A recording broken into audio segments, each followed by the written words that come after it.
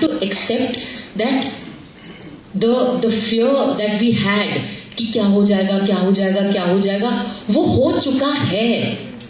हम एक ऐसे देश में हैं जहां हमारे देश के सुप्रीम कोर्ट एक ही जजमेंट में ये भी कहता है कि बाबरी मस्जिद का टूटना अनलॉफुल था, और फिर उसी जजमेंट में उन्हीं लोगों को रिवॉर्ड भी करता है जिन्होंने मस्जिद तोड़ी थी. बहुत खूब, बहुत खूब. तो आ चुका है. जो भी हमें डर था, जो भी वो अनस्पीकेबल फियर था, वो है. We are living it now. We are at that moment जहां पे यूनिफॉर्म पर्सनल जो हमारे संविधान पे हाथ रख के शपथ लेते हैं, वो अनआर्म्ड मुसलमानों पे वार करते हैं, उनकी प्रॉपर्टीज डिस्ट्रॉय करते हैं, और गालियां देते हैं, घरों में घुसते हैं, सिर्फ क्योंकि वो आई डोंट नो नॉनवेज खाते हैं. Like I don't even know what the reason is. I think that it becomes absolutely imperative to ask ourselves, what do we do? What do we do in a society when we are more bothered by the fact that a stand-up comic heckled someone in a flight than we are bothered by the fact that people are roam around with guns and shoot? What do we do with this concept of civilization that doesn't consider murder wrong but considers impoliteness to be a crime? What do we do with that concept of civilization? What do we do when the people who are supposed to enforce law and order do not believe in the law themselves? That is the question to ask ourselves. We are ruled by a government that does not believe in our constitution. We are ruled by police forces that do not believe in the constitution.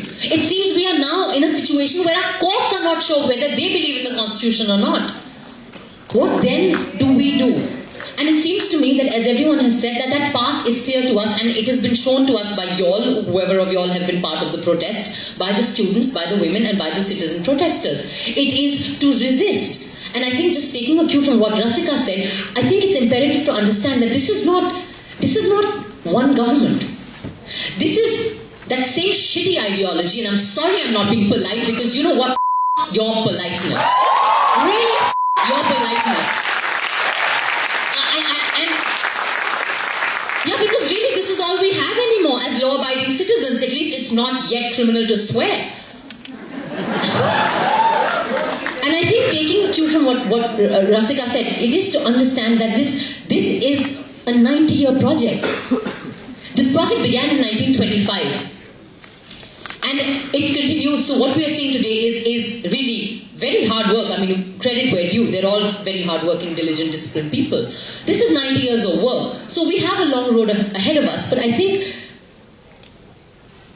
that hate and that enemy, it's not just in one government or one people or one jackass minister who makes a speech that incites some young, bigger jackass to pick up a gun.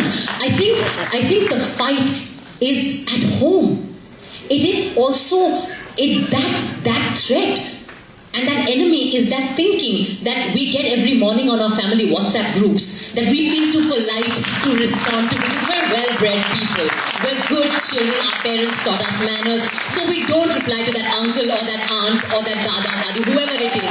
Because, we're polite and, we don't want to fight. But you know what? I think the time is to actually start answering those messages on those WhatsApp groups. I think that when we talk about resistance, which is really the only way forward, I think we have to find ways to resist at every step.